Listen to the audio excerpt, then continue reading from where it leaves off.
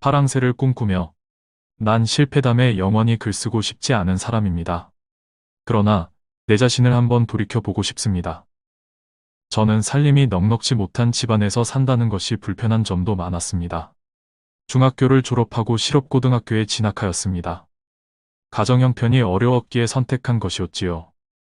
그때만 해도 대학의 꿈은 접었습니다. 강 취직해서 빨리 돈을 벌어서 이 지긋지긋한 가난을 벗어나고 싶었습니다. 당장 먹고 사는 것이 힘들었기에 앞날에 대한 비전은 없어 보였습니다.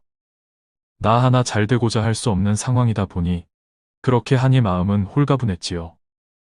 고등학교는 학비 걱정은 하지 않았지요. 학비는 장학금으로 해결되었고 차비 정도만 받아가지고 학교에 다녔습니다.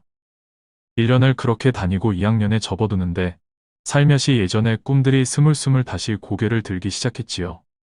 그래서 학원에 다니기로 했습니다. 단과반에 몇 개 과목을 수강하면서 조금씩 수능 대비를 하기 시작했습니다. 머리가 별로 좋지 않아서 공부는 잘 되지 않더군요. 검은 건 글씨고 흰 건 종이고 하느님이 보호하사 그냥 했습니다. 그렇게 대학교에 입학을 하였으나 대학생활도 순탄하지는 않았습니다. 우선 등록금부터가 문제였지요. 바로 알바를 하기로 했습니다. 친구가 다니는 회사에서 알바를 구한다고 하기에 그곳에서 일을 시작했습니다. 그곳에서는 친구가 받는 월급보다 제가 받는 월급이 더 많았습니다. 웬고하니 알바한다고 월급을 조금 더 준 것인데 좀 미안한 마음이 들기도 했습니다. 별로 잘하지도 못하는데 돈만 많이 받아서 많이 미안했습니다. 그곳에서 학교 선배를 만나게 되었는데 그분은 어렵더라도 끝까지 잘 해보라고 격려도 해주셔서 용기도 생겼습니다. 그분은 예전에 탄광에 막장까지 가서 일을 하면서 독학으로 대학을 마쳤다면서 저에게 힘을 실어주신 분이었습니다. 그 돈에 약간의 돈을 보태고 등록을 하였습니다. 그것이 대학 생활을 시작하였지만 별 재미는 없었습니다. 친구들은 당구도 배우고 할 때에 저는 집으로 가서 부모님을 도와야 드려야 했고 대학 다니는 것조차 사치스러울 정도였으니까요. 그러다 보니 학교 생활에 별 재미를 느끼지 못하고 이렇게 지내다 보니 친구도 많지 않았습니다. 방학 때는 알바를 해서 학비를 충당했습니다. 공사장에도 가보고 학력을 속이고 공장에도 가서 일을 하였지요. 여름은 그래도 할만했는데 겨울은 쉽지 않더군요. 겨울이었습니다. 알바가 별로 할 것이 없었고 생각해낸 것이 군고구마, 찹쌀떡, 김밥 등등. 찹쌀떡과 메밀묵, 김밥을 가지고 다니며 파는 것을 해보기로 했습니다. 주로 도매집에 가서 뛰어다가 포장해서 파는 것이었지요. 원가는 찹쌀떡이 400원, 김밥 800원, 메밀묵 800원짜리를 찹쌀떡은 1,000원, 김밥 2,000원, 메밀묵은 2,000원에 팔았습니다. 제가 장사를 한 곳은 주로 용산과 영등포 쪽이었는데 주로 여관이나 장들이 즐비한 곳이었습니다. 시간은 보통 8시부터 새벽 1시나 2시 정도까지 별로 좋지 않은 광경들을 목격도 하게 되었습니다. 푸줄근한 여관방 같은 데도 들가고 좀 나은 장금 여관에도 가고 하였지요. 그러다 보니 그런 곳에 가는 사람들에 대한 생각도 많이 하였는데 가끔 제가 불쌍해 보였는지 10,000원 내고 거스름 돈 안 받는 사람도 덜어 있었습니다. 자존심이 무지 상했지만 그땐 받았습니다. 돈이 뭔지 이 가난을 10배 20배로 갚으리라 생각면서 흔한 말로 밑바닥 인생의 사람들도 많이 만나게 되었습니다. 그들 나름대로 살아가는 방식을 모두 나쁘게 볼 수도 없었습니다. 누군 좋아서 이 짓 하는 줄 알아 하고 말하던 사람들. 나도 부모 잘 만났으면 이 짓거리 안 한다고 삶의 넋두리를 늘어놓으며 눈물 짓던 사람들. 하늘을 같이 쓰면서 이렇게 많은 사람들이 서로 다른 환경에서 삶을 영위하고 살아가는 게 신기하기도 했습니다. 남들은 연말이라 거리를 휘젓고 다니는데 통 하나 메고 소리를 지르려니 목도 아프고 힘도 들었습니다. 첫날은 통을 메고 소리가 나오지 않아 강 들어왔는데 찹쌀떡이란 것이 하루 지나면 굳어져 팔 수도 없었고 버리기가 아까워 프라이팬에 구워서 먹기도 했습니다. 하지만 포기할 수는 없었습니다. 다음 날부터 안면 몰수하고 시작을 하였는데 혹시 아는 사람이라도 지나갈까 머리를 숙이기도 했습니다. 추위에 꽁꽁한 손을 비비고 찬바람을 맞으며 6시간 정도를 돌아다니다 보니 며칠 안 가서 입술도 트고 자고 나도 몸이 개운하지 않았습니다.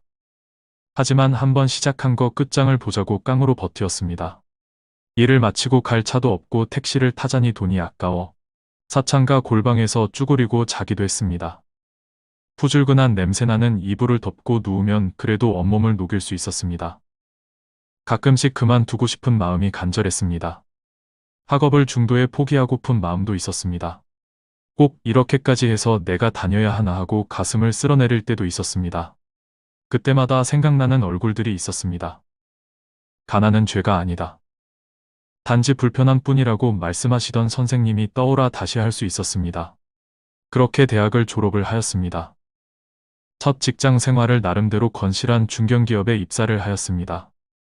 연봉은 그리 높은 편은 아니었으나 정말 성실히 일했고 직장 동료가 아가씨도 소개시켜 주었습니다. 처음 소개로 만난 아가씨가 마음에 들어서 사귀게 되었습니다. 2년간 별탈 없이 직장 생활을 하며 돈도 많이 모으고 여자친구와도 잘 지냈습니다. 어느 날 직장에서 동료들이 주식으로 얼마 벌었다는 얘기하는 것을 듣게 되었습니다. 왠지 나도 하면 될 것 같아서 관심을 갖게 되었습니다. 그 당시의 경제는 화랑기에 접어들어 주가는 계속 오르고 있을 때였습니다. 주식이나 펀드는 관심 없었던 제게 첫 번째 유혹이 찾아왔습니다. 그 당시에는 주식이던 펀드는 사놓기만 하면 무조건 수익이 나던 때였습니다. 가진 돈 10%가량을 펀드에 가입을 하게 되었습니다. 역시나 자고 일어나면 수익이 올라갔었습니다.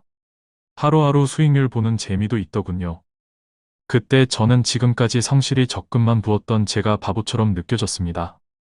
펀드에 한참 재미를 보고 있을 때 직장 동료가 펀드보다는 주식 투자가 수익이 좋다고 얘기하더군요. 그 당시에는 사놓기만 하면 오를 때라 주식의 무서운 점을 몰랐었습니다. 그래서 나도 주식 투자를 한번 해보자는 생각에 주식에 손을 대기 시작했습니다.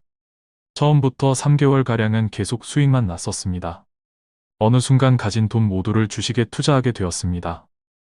그 무렵 미국발 경제위기다 하면서 서브 프라임인가 뭔가 사태가 왔습니다. 수익률은 마이너스로 전환되었고 그 이후로 전 세계적으로 주식은 약간 반등하였습니다. 역시나 별거 아니었다는 생각에 마이너스 폭을 줄이고자 처음으로 대출을 받아 물타기라는 것을 하였습니다. 약간 반등이 있었으나 또 다른 악재가 터지네요. 리먼 브라더스 사태가 왔습니다. 전 세계적으로 주가는 폭락하였고 우리나라 주가도 폭락하였습니다. 제가 가지고 있는 주식들도 반토막이 나고 또 다시 반토막이 나더군요. 나중에 거의 휴지 조각이 되다시피 되어서 팔지도 못했습니다. 그래서 모든 걸 포기하고 직장 생활에만 전념하였습니다.